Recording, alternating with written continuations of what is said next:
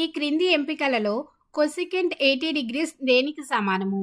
Option A secant 80 degrees, option B tan 10 degrees, option C tan 80 degrees, option D secant 10 degrees. ఇప్పుడు సాధన చూద్దాం. Cosecant theta is equals to secant 90 minus theta అవుతుందని మనకు తెలుసు. ఎందుకంటే ఒక లంబకోణ త్రిభుజం తీసుకుంటే లంబకోణ త్రిభుజం అంటే మనకు ఖచ్చితంగా ఒక కోణం 90 డిగ్రీలు ఉంటుంది. మరొక కోణం మనం తీటా అనుకుందాం. అప్పుడు మిగిలిన కోణం ఏమవుతుంది? 90 మైనస్ తీటా అవుతుంది. ఎందుకు అంటే ఈ రెండు కోణాలు మనకు పూరక కోణాలు అంటే కాంప్లిమెంటరీ యాంగిల్స్ అవుతాయి. అంటే రెండు కోణాలు కలిపితే మనకు 90 డిగ్రీలు వస్తుంది. ఇప్పుడు చూడండి, కొసెకెంట్ తీటాకు మనకు సూత్రం ఏమిటి? కన్నము బై ఎదుటి భుజము. అలాగే సీకెంట్ తీటాకు మనకు సూత్రం ఏమిటి? కన్నము బై ఆసన్న భుజము. అంటే తీటాకు ఎదుటి భుజము మరియు సీకెంట్ 90 మైనస్ తీటాకు ఆసన్న భుజము ఒకటే కాబట్టి మనము cosecant theta is equals to secant 90 minus తీటాగా చెప్పవచ్చు. ఇప్పుడు చూడండి, ప్రశ్నలో మనకు కొసెకెంట్ 80 డిగ్రీస్ అడిగారు. అంటే కొసెకెంట్ 80 degrees is equals to secant 90 minus theta కాబట్టి 80 డిగ్రీస్. అంటే 90 మైనస్ 80 మనకేమవుతుంది? 10 డిగ్రీస్ అవుతుంది. అంటే సీకెంట్ ఆఫ్ 10 డిగ్రీస్ అవుతుంది. ఇప్పుడు మనకు సరైన సమాధానం అనేది ఆప్షన్ డి వద్ద ఉంది. అంటే కొసెకెంట్ 80 డిగ్రీస్ ఈజ్ ఈక్వల్స్ టు మనకు సీకెంట్ ఆఫ్ 10 డిగ్రీస్కు సమానం అవుతుంది అని చెప్పవచ్చు.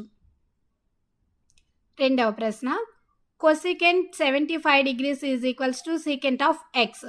ఈ క్రింది ఎంపికలలో ఏ ఎక్స్ విలువ వద్ద సమీకరణం సత్యం అవుతుంది?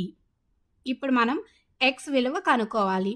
Option A 15 degrees, option B 25 degrees, option C 35 degrees, option D 75 degrees. సాధన చూద్దాం.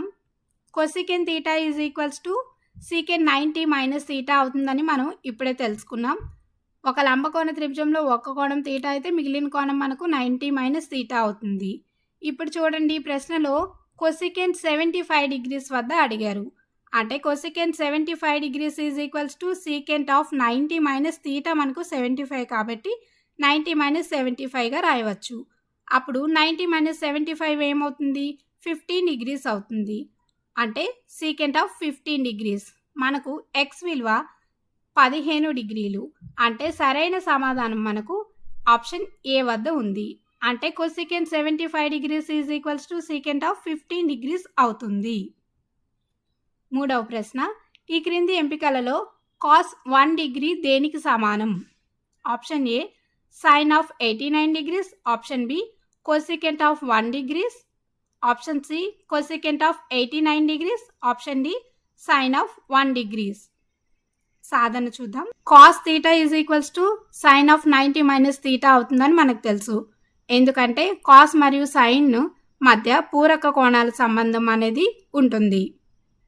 Cos 1 degree is equals to sine of 90 minus 1 degrees అవుతుంది. 90 మైనస్ 1 మనకు 89 అవుతుంది. అంటే సైన్ ఆఫ్ 89 డిగ్రీస్. మనకు సరైన సమాధానం ఆప్షన్ ఏ వద్ద ఉంది. కాబట్టి cos 1 degree is equals to sine of 89 degrees అవుతుంది.